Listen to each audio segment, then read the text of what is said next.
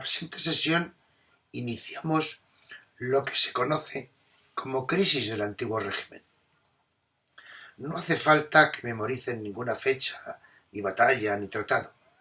Quédense con el contexto, con la visión general, con la idea de que los monarcas absolutos, aunque todavía perdurarán en algunas ocasiones y reaparecerán en otras, están llamados a la extinción.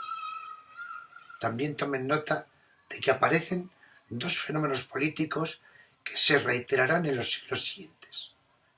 El golpe de Estado que se llevó a cabo en el llamado Motín de Aranjuez y la resistencia popular, en este caso iniciada en las calles de Madrid el 2 de mayo de 1808. Empezamos.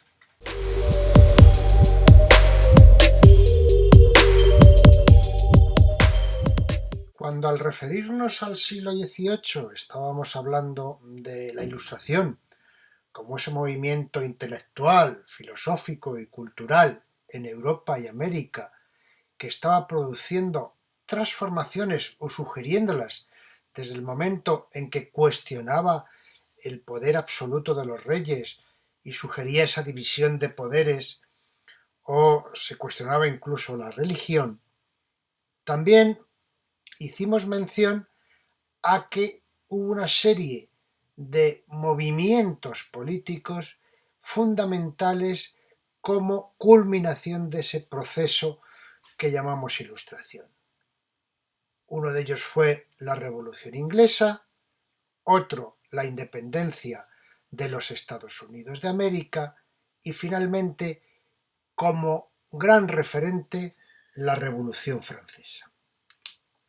Entre 1770 y 1783, la Revolución Americana supuso la formación de la República de los Estados Unidos con un gobierno constitucional liberal y el más democrático de todos los conocidos. Y en este punto tiene una importancia fundamental que el rey de España entonces, Carlos III, apoyó a las colonias rebeldes contra la metrópoli de Gran Bretaña para conseguir su liberación. Una gran contradicción si, como veremos próximamente, vemos cuál era la posición geopolítica que tenía la corona española en América. Pero ¿será la Revolución Francesa la que más influya en ir transformando esa monarquía absoluta? ¿La tendrá en España,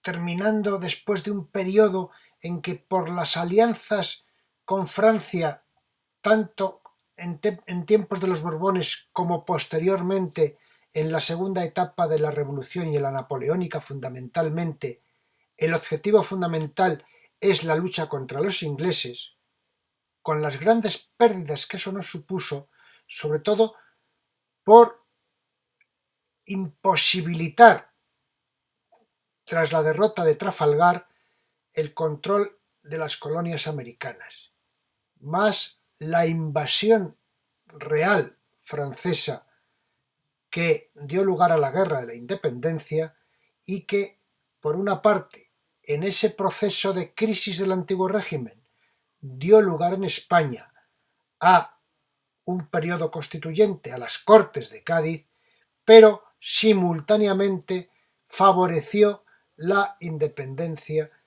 sucesiva de las distintas colonias americanas. En un movimiento de acción y reacción, esa crisis del antiguo régimen parece que a partir de 1815 en Europa, con un pequeño paréntesis en España entre 1800 y 1823, vuelve otra vez al absolutismo, pero realmente no es así. Y no es así porque a partir de 1830, tanto en Europa como en España, las monarquías o regímenes constitucionales en donde el poder deja de ser absoluto se va imponiendo.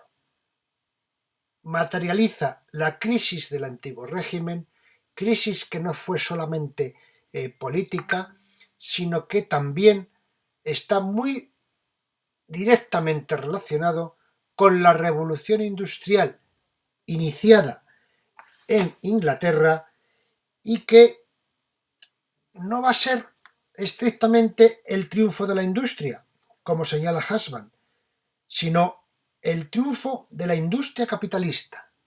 Lo que triunfa no es la libertad y la igualdad en general, sino la clase media o la sociedad burguesa y liberal, no de la economía moderna, sino de las economías y estados de una región geográfica particular, parte de Europa y algunas regiones de Norteamérica.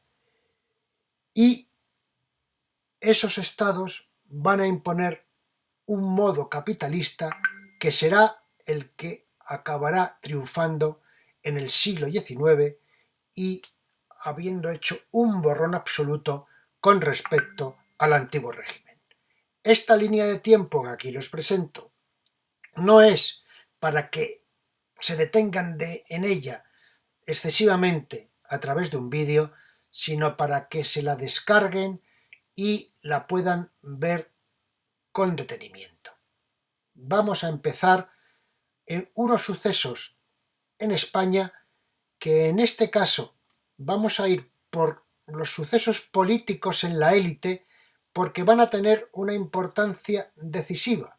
Otras veces hemos comentado más la situación social, pero en este caso son decisiones políticas de los reyes, de los ministros de Estado, los que nos van a incorporar hasta en 6 guerras, hasta que haya una reacción popular con unas características peculiares, porque los que se rebelan contra los franceses, los que crean la resistencia en la guerra de la independencia, es una masa popular contraria a la Ilustración, que es la que acaba expulsando a los invasores. Vamos a verlo. Carlos III y la independencia de los Estados Unidos de América. Como pueden ver en este mapa de Centroamérica y América del Norte en tiempos de Carlos III, el nivel de posesiones de España en esos territorios era de prácticamente el 80% de la actual Norteamérica. Las 13 colonias inglesas, cuyo mapa les he situado, eran una pequeña franja en la costa atlántica por el norte de Florida, y esto es lo que en un momento dado, por una cuestión de impuestos, estos colonos se rebelan contra su metrópoli. El 19 de febrero de 1799, José Moñino y Redondo, que es el conde de Floridablanca, fue nombrado secretario de Despacho de Estado, lo equivalente a ministro de Asuntos Exteriores, y orientó la política exterior de Carlos III hacia un fortalecimiento de la alianza con Francia, los llamados pactos de familia, frente a Inglaterra. La consecuencia directa, aunque no declarada, es que en el mismo año 1779, junto con Francia, se entra en la guerra de independencia de las colonias británicas rebeldes de América del Norte, que declararán su independencia, aunque siga la guerra, el 4 de julio de 1776. La paz no llegará hasta el Tratado de París del 83. Floridablanca apoyará a los rebeldes americanos continuando los iniciales acuerdos que había hecho el anterior ministro de Estado, Grimaldi, con uno de los generales americanos, el general Lee, conocidos como los acuerdos de Floridablanca. Lo que proporciona a España es ayuda económica, tanto secreta como pública, agentes de inteligencia, armas y tropas militares comandadas por Bernardo de Gálvez, que era un general español situado en la Luisiana considerado aliado de los rebeldes y que los propios estadounidenses sitúan como uno de los héroes de la independencia. El ministro español, en estas circunstancias, era consciente del peligro que entrañaba tal apoyo, ya que podía cundir el ejemplo en las colonias españolas de América. De ahí el secretismo de algunas funciones.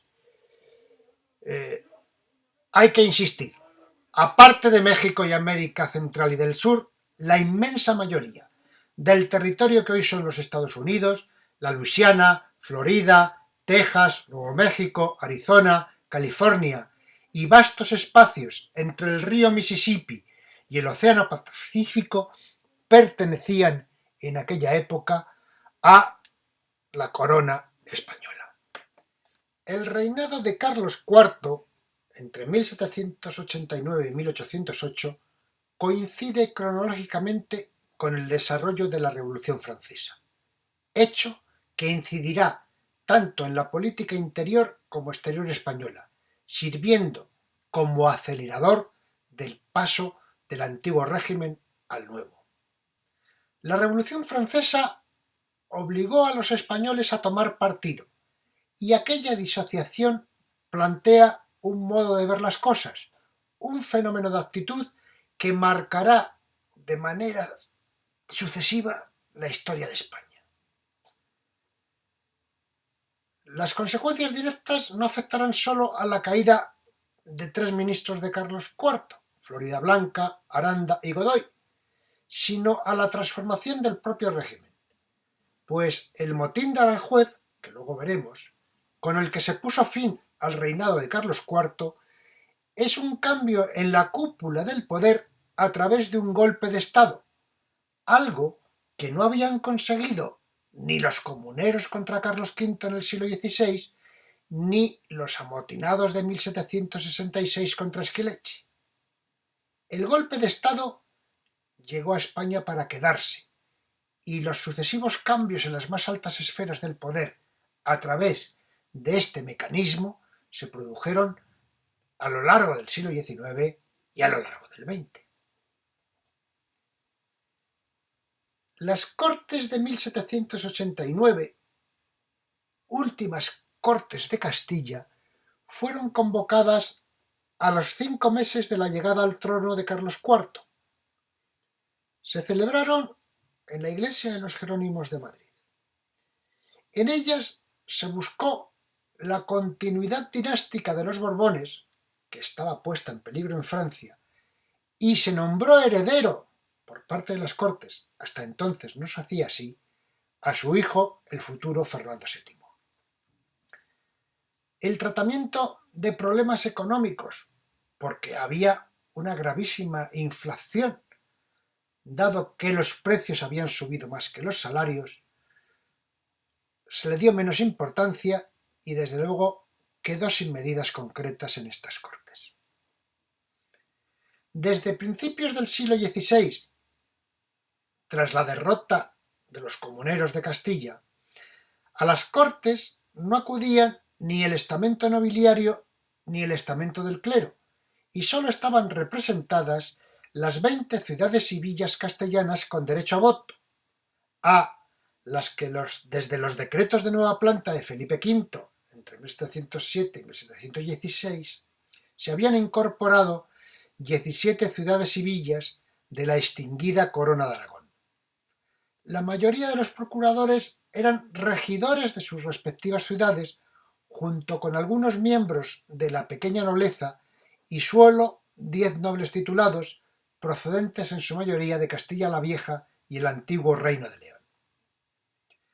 Las Cortes de 1789, convocadas por Carlos IV en septiembre, tratan de acometer una posible estabilización del régimen.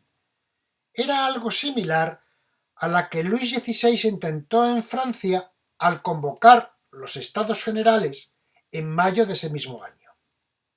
Pero el fracaso de los Estados Generales de Francia precipitó la disolución de las Cortes Españolas de 1789, cuando en la prensa española, esa prensa tímida de la que ya hemos comentado y que tampoco era excesivamente crítica, empezó, a imitación de Francia, a reclamar más voz para el pueblo. Carlos III murió el 14 de diciembre de 1788. Su hijo y sucesor, Carlos IV, mantuvo en el cargo de primer secretario al conde de Floridablanca hasta el 28 de febrero de 1792. En ese periodo, contemporáneo con el inicio y desarrollo de la Revolución Francesa, Floridablanca entró en pánico, promoviendo auténticos excesos de la censura y la persecución gubernativa de cualquier influencia que viniera de Francia, según describe con precisión y profusión de datos el historiador hispanista Richard Hare. Se trata de un cierre de fronteras, de revisión de cartas, de folletos, de periódicos, un auténtico cordón sanitario en los Pirineos y los puertos.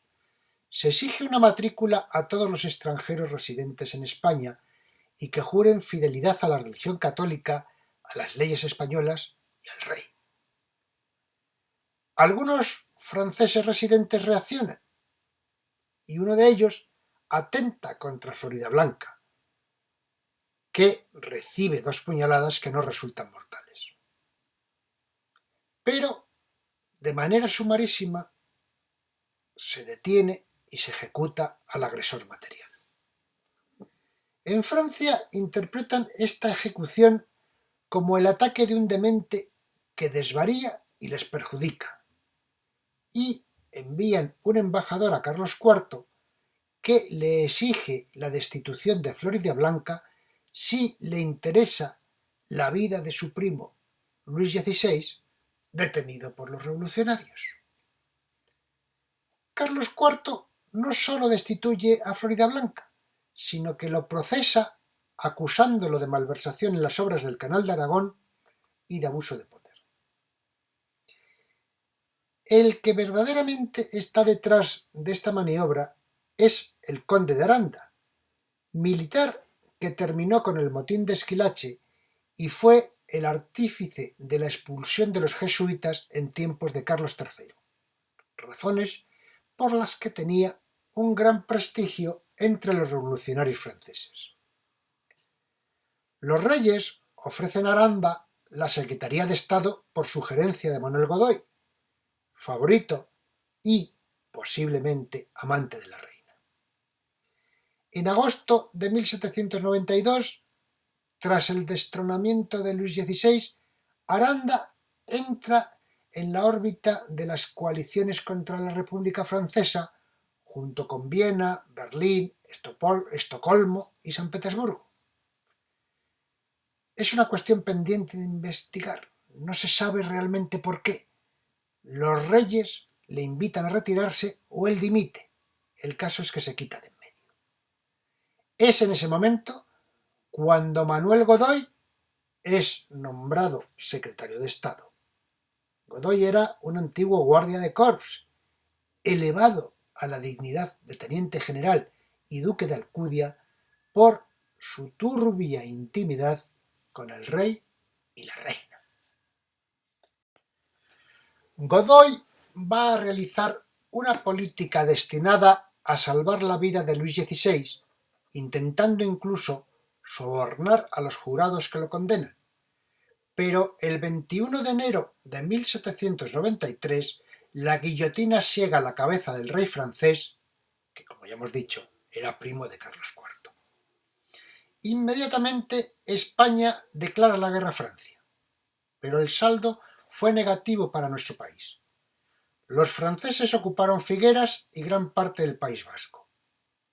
A mediados de 1794 se buscaba la paz y esta llegó en Basilea el 22 de julio de 1795. España recuperaba la integridad de la península ibérica, pero pierde la parte española de la isla de Santo Domingo.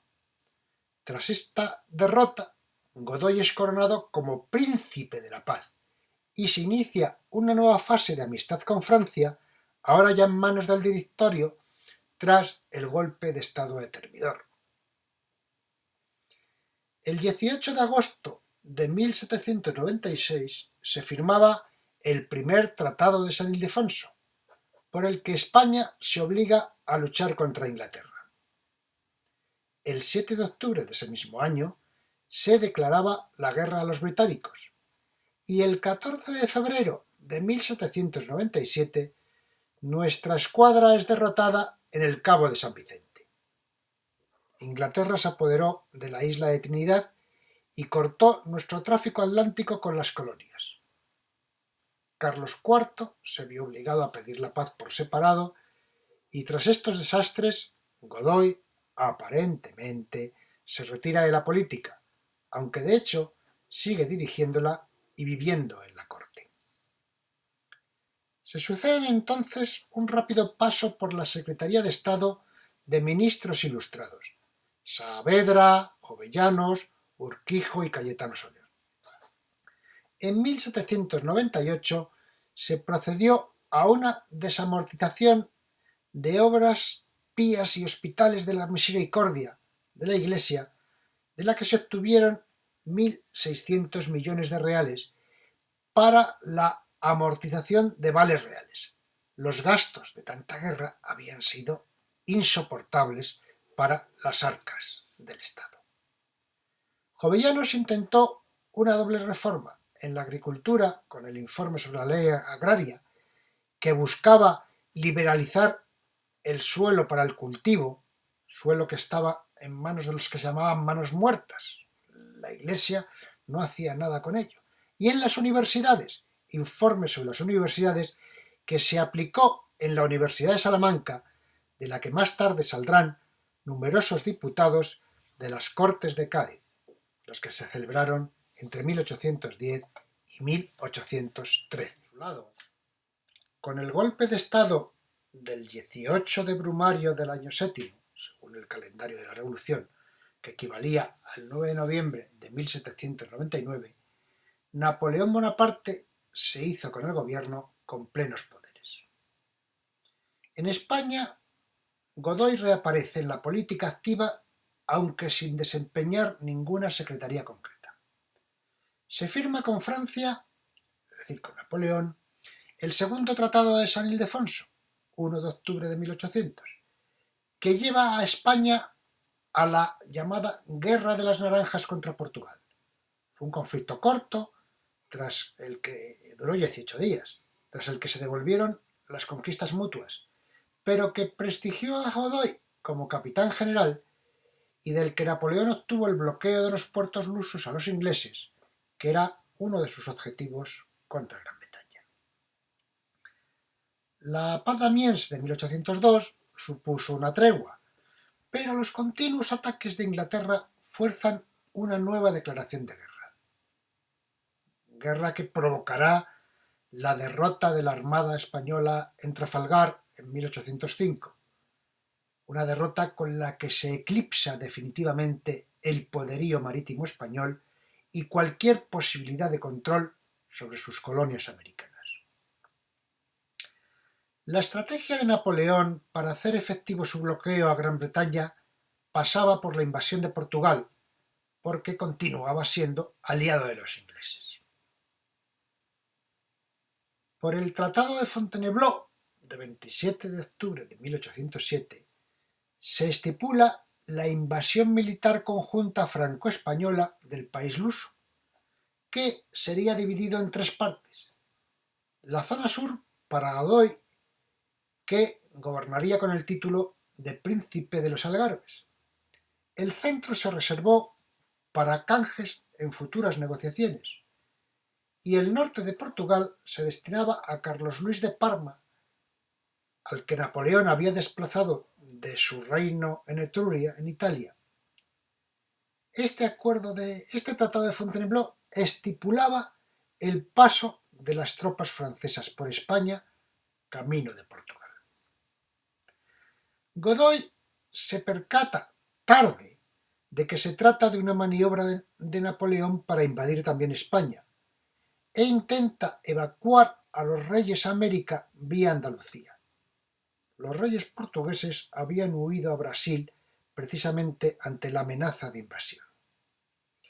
En un descanso de los monarcas españoles en el Real Sitio de Aranjuez, los días 17 y 18 de marzo de 1808, Fernando, hijo de Carlos IV y ya proclamado heredero al trono, organiza con sus partidarios un motín que supone la destitución de Godoy, al que se encuentra escondido en su palacio, y la abdicación de Carlos IV en su hijo, que toma el nombre de Fernando VII.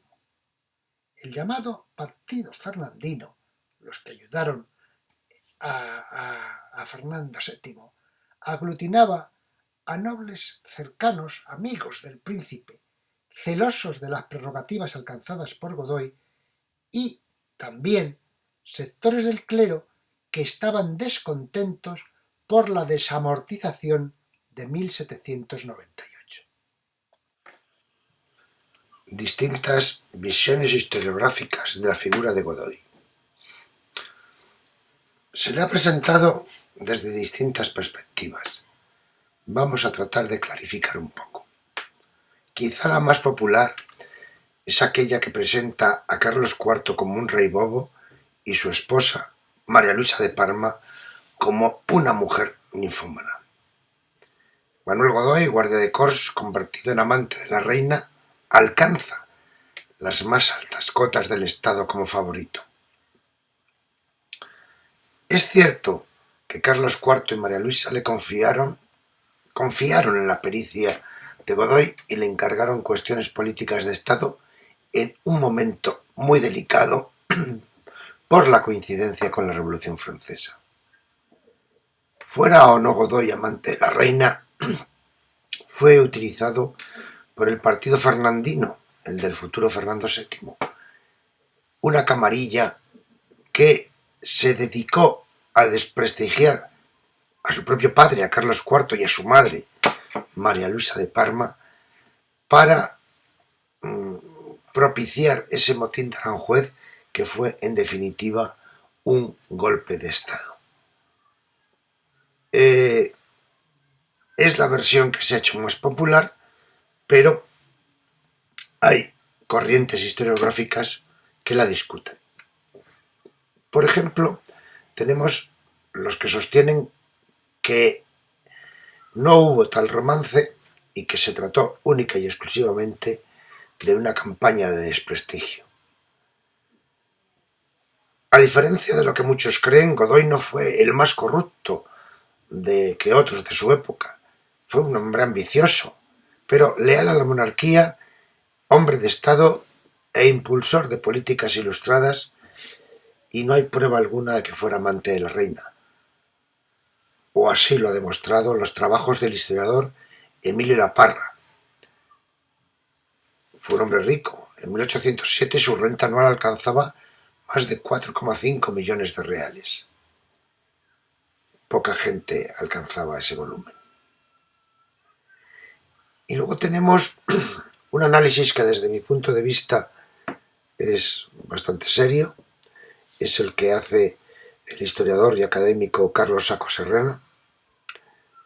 Y lo que viene a decir es que no fue el hombre más indicado para la delicada situación, las terribles circunstancias que vivía España, pero que pocos lo podrían haber hecho mejor.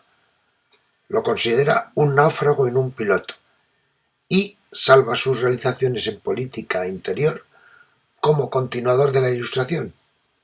Para botón de muestra, expone cómo gracias a Godoy, Jovellanos pudo realizar su Instituto de Gijón, dar la luz verde a su informe sobre la ley agraria, y también presenta a Godoy como un hombre que apoyó las ciencias y las artes al favorecer el Observatorio Astronómico de Madrid y la fundación del Laboratorio de la Corte. En definitiva, para Saco Serrano, Godoy es un continuador de la Ilustración que se encuentra en una coyuntura histórica prácticamente imposible. Tras el motín de Aranjuez, Fernando VII llegó a Bayona, en Francia, en el sur de Francia, el 20 de abril de 1808 con la oferta de Napoleón de ser reconocido como rey legítimo de España. Carlos IV y su esposa llegaron también a Bayona el 30 de abril y fueron agasajados por Napoleón como los auténticos reyes de España. Godoy, al que habían liberado de la cárcel, fue con ellos. La verdad es que Napoleón había organizado un complot para hacer de España un estado satélite. En aplicación del Tratado de Fontainebleau, las tropas francesas que transitaban a través de nuestro país se hicieron con el control de España en ausencia de los reyes. Pero el 2 de mayo de 1808 se produjo un levantamiento de resistencia en Madrid que se extendió por toda la península. Reacción que sorprendió a Napoleón, que aceleró su conspiración. ¿En qué consistía esta conspiración? El 5 de mayo, 3 días después, Fernando VII fue obligado a devolver el trono a su padre Carlos IV. Y éste, con la condición de no dividir el reino y respetar la religión católica, lo cede a su vez al príncipe que Napoleón designe. Es lo que se llama las abdicaciones de Bayona. El elegido por Napoleón será su hermano mayor, que aceptará el trono de España como José I el 6 de junio. En términos jurídicos, es el rey legítimo, puesto que es un monarca absoluto el que le ha cedido sus derechos. Entre el 6 y el 30 de junio de 1808 se redacta una constitución, conocida como la Constitución de Bayona, la primera que tiene España. Estrictamente, no es una constitución, es una carta otorgada al no haber sido ni debatida ni votada por representantes del pueblo español. Y en ella se articula una leve separación de los poderes legislativo, ejecutivo y judicial. La resistencia del pueblo español dará lugar a la Guerra de la Independencia y a la Constitución de Cádiz de 1812. Pero, por no alargarnos, lo trataremos en la próxima sesión, en la que completaremos esta crisis del antiguo régimen en nuestro país. Les agradezco muchísimo su atención. En la próxima sesión iremos viendo cómo se consolida esa circunstancia tan de actualidad en el presente de las dos Españas y cómo, inicialmente, venció la España reaccionaria. Esperando contar de nuevo con todos ustedes, les ruego que se cuiden, que nos cuidemos.